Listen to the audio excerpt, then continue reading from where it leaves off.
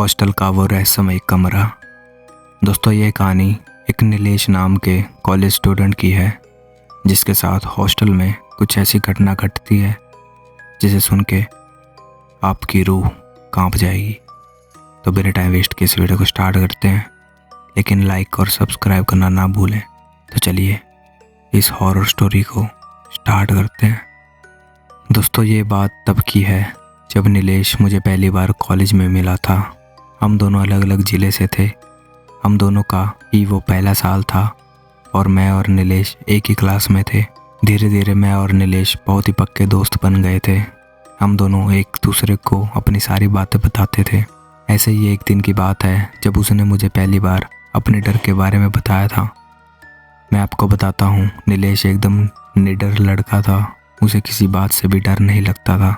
Nilesh hostel में रहता था और मैं अपने रिश्तेदार के साथ उनके घर में रहता था। उस दिन नीलेश बहुत ही सहमा हुआ था।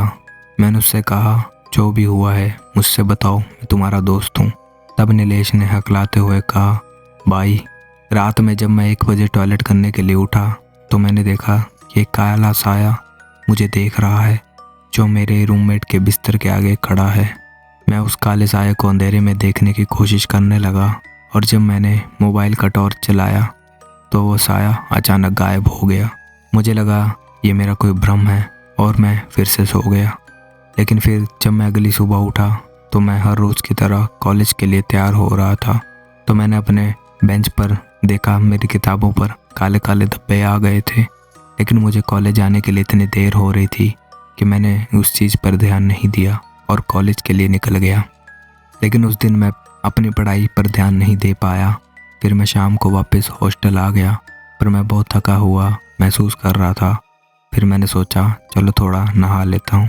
फिर जब मैं नहाकर अपना शरीर टॉवल से पोंछ रहा था तो मैंने देखा मेरे बाजू पर वैसे ही काले धब्बे आ पड़े थे जैसे कि उस किताब पर आए थे। उसके बाद मैं डॉक्टर के पास गया, ये सोचकर कि मुझे कोई एलर्जी या बीमारी तो नहीं हो गई है। डॉक्टर ने जब मेरे बाजू के काले धब्बे को देखा तो डॉक्टर ने कहा, ये कोई बड़ी बात नहीं है, अलग जगह का पानी की वजह से ये सब हुआ है, धीरे धीरे ये सब ठीक हो जाएगा। डॉक्टर की बात सुनकर मैं थोड़ा रिलैक्स हुआ और वापस अपने हॉस्टल आ गया। हर रोज़ की तरह मैं अपनी डायरी लिख रहा था। मुझे हर एक बात अपनी डायरी में लिखने की आदत है और उस समय मेरा रूममेट भी बाहर गया हुआ था।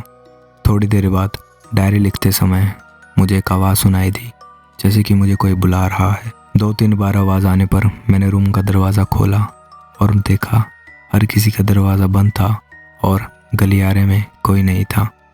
फिर मुझे थोड़ा थोड़ा डर लगने लगा क्योंकि पूरा फ्लोर खाली खाली लग रहा था। फिर मैंने दरवाजे को बंद किया और अपने बिस्तर पर सोने चला गया। लेकिन फिर अचानक ही मेरे दरवाजे की खटखटाहट की आवाज़ मुझे सुनाई देने लगी।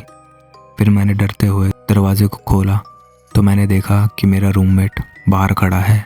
उसको देखकर मुझे अच्छा लगा, मेरी जान में जान आ गई। मैंने दरवाज़ा बंद किया और हम दोनों अपने अपने बिस्तर पर सोने चले गए।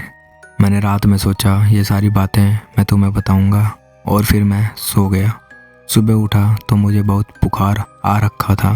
फिर मैंने बुखार की गोली ली और कॉलेज चला गया और अभी तुमसे आकर ये सब बातें बता रहा हूँ। मैंने कहा, नीलेश भाई, तू तो वो हॉस्टल खाली कर दे। तो उसने कहा, हाँ, हॉस्टल मैं खाली करना चाहता हूँ, पर मैंने पूरी फ़ीस हॉस्टल की दे रखी है और मेरे पास एक्स्ट्रा पैसे भी नहीं हैं, इसलिए मुझे 2 हफ्ता और उस हॉस्टल में गुजारना पड़ेगा। फिर मैंने कहा, तो नीलेश भाई बताओ मैं तुम्हारी क्या मदद कर सकता हूँ। तो नीलेश ने मुझसे कहा, भाई तू 2 हफ्ते तक मेरे साथ मेरे हॉस्टल में रह ले। मैंने कहा, नीलेश मेरी गाँव की टिकट आज की है, मैं तुम्हें बताना ही भूल गया था। आज मुझे तुरंत ही अपने गाँव जाना पड़ेगा। लेकिन नीलेश भाई तुम चिंता मत करो, मैं 1 हफ्ते में वापस आ जाऊँगा, फिर मैं तुम्हारे साथ तुम्हारे हॉस्टल में रहूँगा। नीलेश कहता है मुझसे, ठीक है भाई, तुम जल्दी आना। इसके बाद मैं नीलेश को छोड़कर अपने गांव चला गया। मेरे गांव जाने के बाद नीलेश के साथ क्या हुआ, जिसका पछतावा मुझे आज तक हो रहा है। दोस्तों, इसका पार्ट 2 अगर आपको चाहिए तो कमेंट करना ना भूलें। तो मिलते हैं आपसे पार्ट 2 में। तब तक के लिए शेयर कर दो वीडियो को, like and subscribe. Bye bye.